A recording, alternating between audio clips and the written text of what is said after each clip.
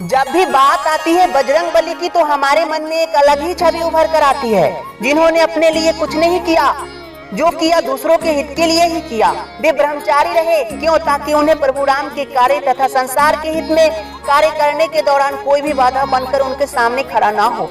क्योंकि ये तो आप सब भी जानते हैं, जिसको संसार बसाना होता है अर्थात शादी करके घर गृहस्थी को बसाना होता है, उसे कई ऐसे कार्य करने होते हैं, कई ऐसी बातें सहनी होती है जिसे वो नहीं चाहता है।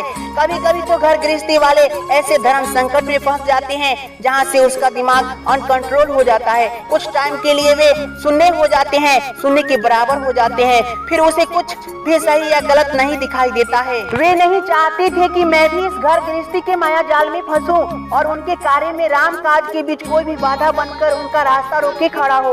ये सब बातों के अलावा बहुत सारी बातें ऐसे हैं हनुमान जी के बारे में जिसे शायद ही आप सब जानती होंगे।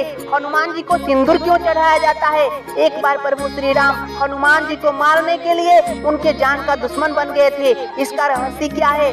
हनुमान जी की शादी हुई थी, फिर भी वे ब्रह्मचारी का पालन किए। कैसे किए? उनका एक पुत्र भी है, हनुमान जी का एक पुत्र भी है, और उनको पुत्र कैसे हुआ जबकि वे ब्रह्मचारी कहे जाते हैं? इस वीडियो में चलिए इसी बातों को समझते हैं। अगर बात करें हनुमान जी को सिंदूर क्यों चढ़ाया जाता है, तो एक बार की बात है, माता सीता सिंदूर अपनी मांग में लगा रही थी तो प्रभु हनुमान पूछे, माता ये सिंदूर आप क्यों लगा रही हैं? तो माता सीता बोली, इससे प्रभु की आयु बढ़ती है। बस क्या था, उन्होंने सोचा जब थोड़ी सी सिंदूर से प्रभु श्री राम की आयु बढ़ती है तो मैं बहुत सारा सिंदूर लगा लेता हूँ, जिससे प्रभु श्री राम की आयु ज्यादा बढ़ जाएगी। यही कारण है कि प्रभु हनुमान को सिंदूर चढ़ाया जाता है और इससे वे खुश भी होते हैं। अगर बात करें प्रभु हनुमान को श्री राम क्यों मारना चाह रहे थे, एक बार की बात है, प्रभु राम के गुरु प्रभु राम से मिलना चाह रहे थे। तभी हनुमान जी प्रभु राम की गुरु, जो कि एक सिद्ध साधु रहते हैं, सिद्ध ऋषि रहते हैं, उसे रोके कि आप अभी प्रभु राम से नहीं मिल सकते,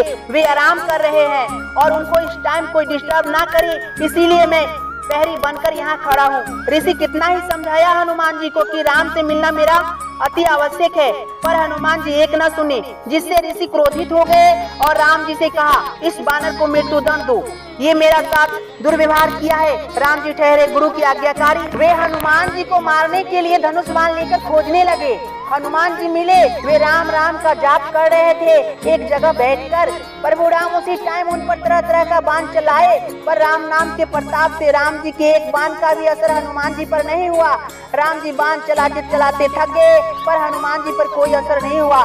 जब ऋषि का क्रोध शांत हुआ तब प्रभु राम को अपने आज्ञा से मुक्त किए। अगर हनुमान जी की शादी की बात की जाए तो बड़ी कठिन परिस्थिति में वे शादी किए थे।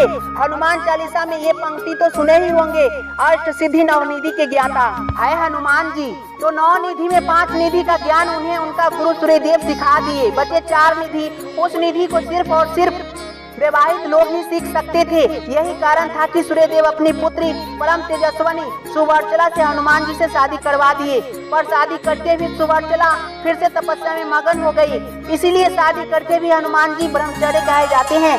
अगर बात करें कि उनका पुत्र कैसे हुआ, जबकि वो तो ब्रह्मचारी है, बात उस समय की है जब वे लंका दहन करके आ रहे थे। भीषण गर्मी के ताप से उनके शरीर से पसीना गिरा, उस पसीना को एक मछली अपने मुंह में लोक ली।